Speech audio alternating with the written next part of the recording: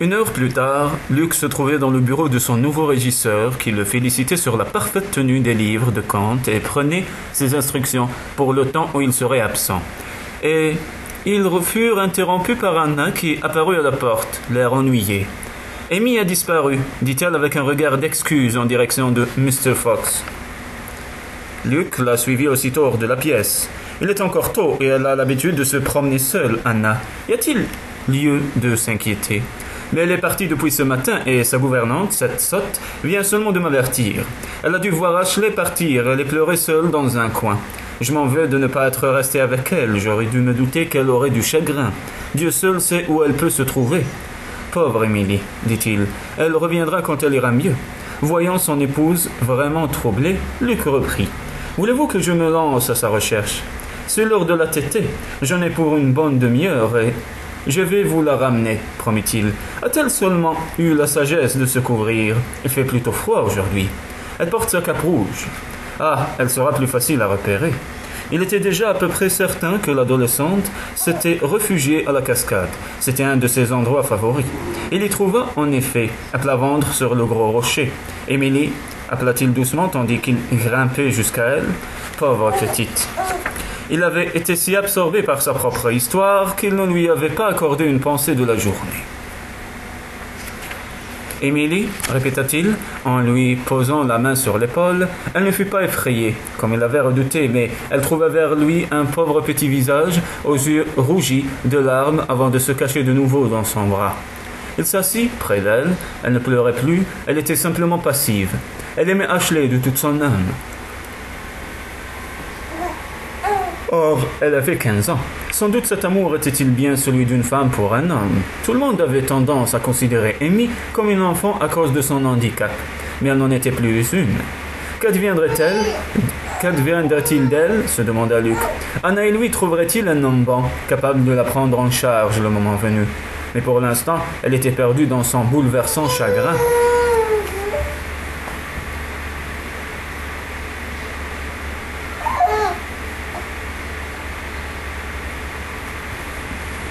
Il la prit contre lui et lui murmura des mots de consolation, tout en sachant qu'elle ne pouvait les entendre. « Vous l'avez vu partir ?» demanda-t-il. Elle leva vers lui de grands yeux désespérés. « Vous lui avez parlé ? Il vous a dit adieu ?» Elle hocha la tête. Ashley était-il conscient de l'ampleur de cet amour ? « Je suis désolé, Amy, désolé que vous souffriez ainsi. » Elle resta encore un bon moment, la tête sur son épaule. Puis elle se leva, arrangea sa cape et accepta son bras pour redescendre vers le chemin.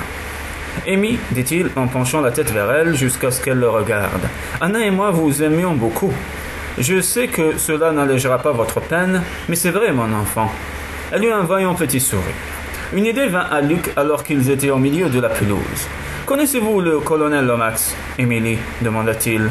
Son regard ne s'anima pas. « Notre nouveau voisin, expliqua-t-il, l'homme qui vit à Wycherley. » Cette fois, elle réagit, avec force. « Vous le connaissez ?» insista-t-il. « Vous l'avez déjà vu avant qu'il vienne habiter dans la région ?» Elle acquiesça les yeux pleins d'un message qu'il ne pouvait déchiffrer. « Où ?» Elle eut un geste vague et haussa les épaules. « Chez vous, à Elmecourt ?»« Oui. » « Mais il ne s'appelait pas Lomax, devina Luc. Elle secoua la tête. Ainsi le soupçon de Luc se confirmait. « Vous l'aimiez bien ?» Elle secoua de nouveau la tête, plus vigoureusement qu'avait-elle à lui reprocher, et quels étaient les sentiments d'Anna à son égard. Il ne poserait pas la question à Amy. Ce serait injuste, quoique la justice n'ait pas grand-chose à voir dans cette affaire. « Merci, dit-il. J'essaierai de découvrir tout seul le fin mot de l'histoire. Croyez-vous que j'y arriverai ?» Cette fois, il y avait des larmes dans les yeux de l'adolescente, et il lui serra affectueusement la main. Oui, il y parviendrait, et il était persuadé que l'avenir de son mariage dépendait de ce qu'il allait trouver. Un mariage qui, peu à peu, si doucement qu'il s'en était à peine rendu compte, était devenu essentiel pour lui. Si seulement on pouvait revenir en arrière et organiser sa vie de façon différente, se disait Henrietta, tandis qu'elle revenait vers Bowden Abbey. Elle aurait dû rester avec Luc l'ennuyeux, l'intellectuel qui rêvait que de livres et de carrière ecclésiastique. Elle serait peut-être épouse d'évêque à présent, ou duchesse régnant sur Houndon, quoique George serait sans doute en vie dans ce cas, ou bien il aurait donné naissance à des fils. Elle revenait de Wycherley, où elle avait été remerciée pour l'inestimable nouvelle du départ de Luc. remerciés comme d'habitude. C'était de plus en plus insultant. Leurs accouplements ne se passaient jamais dans un lit, comme il avait promis une fois. Ce jour-là, c'était dans l'écurie, la porte même pas verrouillée. Elle entendait les là parler à côté, mais il s'était moqué de ses protestations. Malgré tout, elle ne pouvait se passer de lui. Qu'il emmène donc Anna, qu'il laisse Henrietta tranquille, elle retrouvait son bonheur. Elle aurait de nouveau la main mise sur Bowden et sur Luc. Jamais elle n'avait fait l'amour avec lui, mais si ce que racontait de ses aventures parisiennes était vrai, elle avait souvent envié l'air épanoui d'Anna certains matins, les dents serrées. Henrietta pénétra dans le hall où Cotte lui annonça que sa grâce désirait s'entretenir avec elle. Henrietta, surprise, suivit le majordome jusqu'au bureau de Luc. Il se leva à son entrée, mais resta derrière sa table de travail tout en lui indiquant un fauteuil.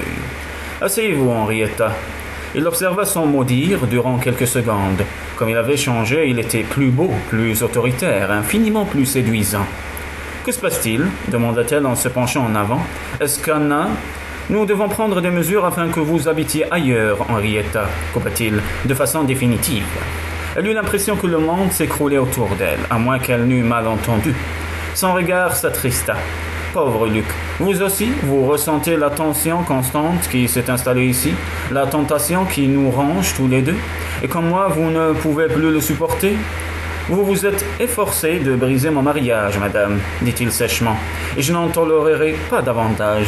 Il m'est trop précieux. Les yeux de Henrietta se mirent à lancer des éclairs. Quel mensonge vous a raconté Anna? Ce n'est qu'une catin, Luc. Et vous? Silence! Luc n'avait pas haussé le ton. Pourtant, Henrietta se tut sur le champ. Comme je l'ai annoncé au déjeuner, je vais m'absenter de Bowden durant une semaine, reprit-il. Je pars demain matin, et quand je reviendrai, madame, j'entends que vous soyez prête à quitter cette maison. Je vous enverrai dans ma demeure à Londres, jusqu'à ce que nous ayons trouvé une solution. C'est vous qui choisirez votre résidence, en ville ou à la campagne, à condition que ce ne soit pas trop près de Bowden. Je me plierai à vos désirs sur ce point. Elle comprit soudain qu'elle avait tout perdu par sa stupidité, et ses yeux s'emplirent de larmes. « Qu'est-il devenu de notre amour, Luc » murmura-t-elle d'une voix brisée. « Je vous ai aimé autrefois, » répondit-il, « mais je doute que, pour votre part, vous connaissiez le sens de ce mot. Et franchement, je n'ai aucune envie d'aborder le sujet avec vous. Vous avez fait suffisamment de mal à ma famille. Vous êtes ma belle-sœur, la veuve de mon frère, et à ce titre, vous serez luxueusement logée et entretenue jusqu'à la fin de vos jours. Mais une fois parti d'ici, vous n'y reviendrez sous aucun prétexte, madame, du moins tant que je vivrai. » Elle se leva soudain méprisante. « Vous avez toujours été un faible, grinça-t-elle. Vous vouliez être pasteur, vous vous êtes enfoui en France, vous avez peur de revenir. Alors vous avez épousé un catin que vous n'aimiez pas afin de pouvoir vous cacher derrière ses jupes quand vous me reverriez, par crainte de trahir votre attirance pour moi. Oui, un faible. J'ai eu raison de vous préférer Georges, sinon il serait sans doute encore en vie. Mais moi, je me trouverai tous les dimanches à l'église à vous contempler avec une feinte adoration pendant que vous nous assommeriez de vos serments. » Luc sortit sa tabatière et en souleva le couvercle d'un coup d'angle. « Vous pouvez vous retirer, madame. » Trop tard. Elle se rendit compte qu'avec cet éclat d'humeur, elle l'avait perdu à jamais. Et Bowden en même temps. Elle se dirigea néanmoins vers la porte, la tête haute. Sur le seuil, elle se retourna. « Il ne m'a pas touché après la mort de notre enfant, dit-elle, l'œil mauvais.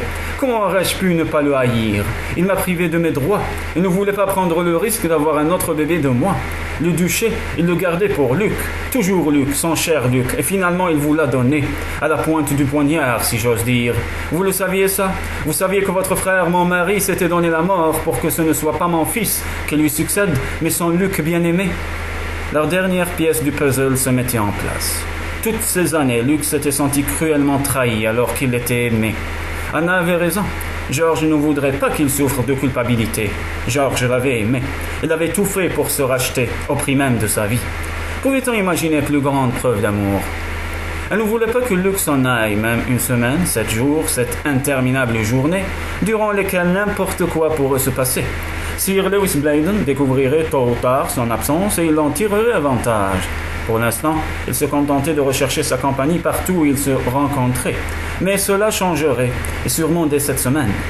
Si elle suppliait Luc de l'emmener avec Joy, accepterait-il, ou alors qu'il reste à la maison, qu'il envoie Mr. Fox s'occuper de ses affaires à Londres?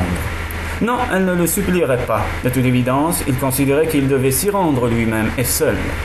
Quand il vint se coucher et la prit dans ses bras, elle essaya de ne pas se montrer trop ardente. Mais elle l'était toujours lorsqu'elle savait qu'il allait lui faire l'amour. Il l'embrassa passionnément et elle répondit en se cambrant contre lui. Qu'y a-t-il, Anna? Elle savait toujours, parfois elle pensait qu'il la connaissait mieux qu'elle ne se connaissait elle-même. Il était bien difficile de le tromper. Rien, murmura-t-elle, vous me manquerez, c'est tout. Alors profitons bien de cette nuit, voulez-vous? Il la caressa lentement, sensuellement, la menant progressivement vers le plaisir, la laissant retomber dans la tendresse avant de recommencer encore et encore.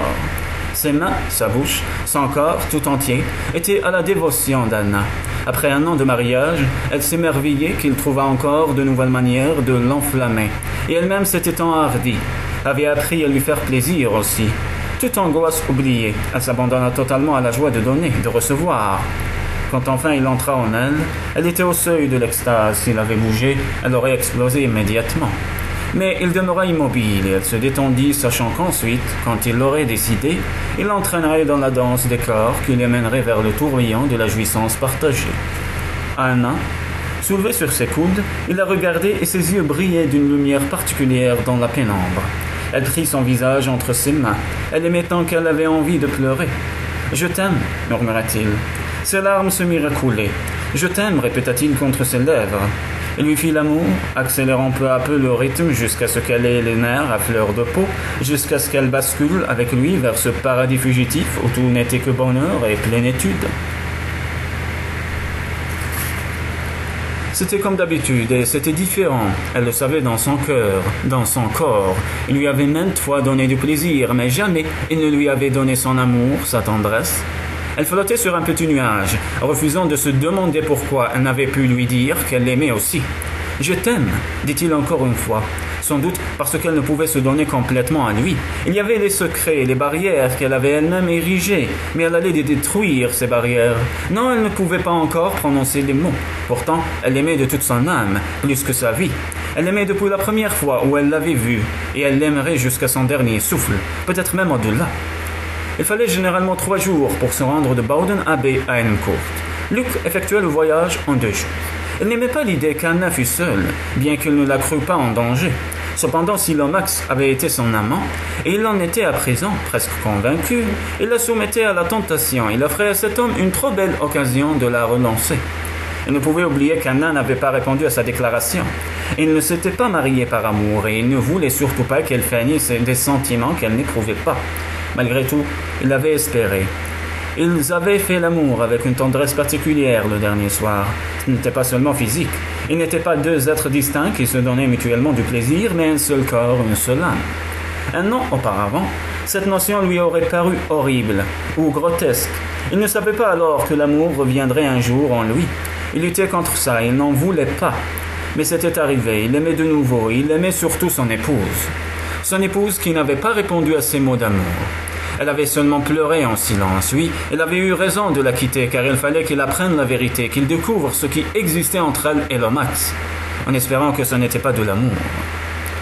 Le comte et la comtesse de Royce ne s'attendaient pas à sa visite, mais ils le reçurent avec amabilité malgré leur étonnement. Ils étaient tout de même un peu déçus qu'il fût venu sans Anna et Emily, et Joy naturellement. Lomax, Henri Lomax, Victor fronça les sourcils quand Luc l'interrogea à ce sujet. Non, il ne connaissait pas de Lomax. C'était la réponse à laquelle s'attendait Luc. Emily m'a dit qu'elle l'avait vu ici, insista-t-il. Elle réside à présent à Wycherley Park, la demeure des Severidge, en l'absence de Will et d'Agnès. Il doit avoir environ 50 ans. Il est grand, mince, distingué, assez bel homme. Tout le monde l'adore, principalement les femmes. Royce s'était arrêté à la première phrase. « Emily vous a dit ?» répéta-t-il amusé. « Oui. » Luc ne prit pas le temps de s'expliquer davantage. Victor savait certainement que sa sœur pouvait communiquer à sa manière. « Mais pourquoi ne posez-vous pas tout simplement la question à Anna ?» reprit Royce. « Si Emily l'a vue à Hencourt, Anna le connaît sans doute. » Luc prit une grande inspiration. Il détestait faire part à quiconque de ses soupçons, surtout à l'insu d'Anna. Toutefois, Royce était son frère et ils semblaient tous former une famille unie. « Anna n'avoua jamais qu'elle le connaît, dit-il. Pourtant c'est vrai, et il la rend malheureuse. J'ai besoin de découvrir ce qui se passe exactement entre eux. » Peut-être, intervint la jeune et idéaliste Constance. « d'une voix tremblante. « Peut-être devriez-vous faire confiance à ma belle-sœur, votre grâce. » « Connie, la réprimanda son mari. « Elle a raison, Victor, coupa Luc. Je me suis mal exprimé. Tout cela serait-il plus clair si je vous disais que j'aime tendrement Anna, que je veux la délivrer du fardeau qui lui empoisonne la vie, si j'en ai la possibilité. Je crains qu'elle ne porte un secret trop lourd pour elle. » Peut-être ressent-elle quelques affections pour cet homme, risqua Constance avec un regard d'appréhension en direction de Victor. Cette jeune femme avait du cran, se dit Luc avec une certaine admiration. Peut-être, rétorqua-t-il, mais dans ce cas, ma chère, l'individu qui se fait appeler Lomax a été fort indiscret de la suivre jusque dans la demeure de son mari. Il aurait été plus digne de disparaître et de la laisser guérir en paix de cet attachement. C'est ce que je lui dirai si c'est bien là le secret d'Anna. Oui, souffla Constance, avant de lever vers son mari un regard tellement éperdu d'adoration que Luc réprima un sourire. Vous avez raison, votre grâce, pardonnez-moi. J'aurai toujours de l'estime pour une femme qui défend ses semblables, madame, dit-il. Elle rougit de plaisir. Cet homme pourrait bien être Bladen, dit enfin Royce. Sir Lewis Bladen. Il s'est installé près de chez nous peu après la mort de notre mère. Il est resté là environ 1 an. Après le décès de père, il est parti pour l'Amérique, je crois. J'ignorais qu'il était de retour, d'ailleurs, comment l'aurais-je su? Sir Lewis Bladen. Ce nom ouvrit brusquement une porte dans la mémoire de Luc. Il passait la soirée dans une célèbre maison de jeu à Paris, quand l'un des joueurs avait été littéralement jeté dehors par la peau du cou, pour avoir battu comme plâtre l'une des catins à l'étage et ensuite triché aux cartes. Luc n'avait pas revu cet individu jusqu'au jour de son mariage. Bladen, répéta-t-il, s'est montré très bon envers nous, surtout avec Anna. Elle se chargeait de toutes les responsabilités de la famille, après la mort de mère. Père était... Mais je suppose qu'Anna vous a raconté. Luc acquiesça. Il y avait les dettes, de très lourdes dettes de jeu. Bladen les a rachetées et nous a dit que nous le rembourserions quand nous pourrions. J'imagine qu'elle ne comptait pas d'intérêt, bien que je n'en sache rien. À vrai dire, car j'étais à l'université à l'époque, et je laissais toutes les responsabilités à Anna. Je me le suis reproché depuis, mais elle semblait si forte. Elle insistait tellement pour que je termine mes études sans me soucier du reste. Elle a dû parvenir à rembourser les dettes, car jamais Bladen n'est venu me les représenter. Nous avons pensé un moment qu'Anna l'épouserait. Ils s'entendaient bien, et j'ai été très étonné quand il est parti alors qu'elle avait le plus besoin de lui. Le décès de père a été un coup terrible pour nous tous. Des dettes remboursées. Luc en doutait. Il en connaissait trop l'étendue, surtout quand le joueur, porté sur la boisson, ne savait pas s'arrêter. C'était donc ça. Ce n'était que ça. Luc était immensément soulagé. Elle devait de l'argent à cet homme, ou plutôt, Royce lui devait de l'argent, mais Anna, dévouée, ne voulait pas le charger de ce poids.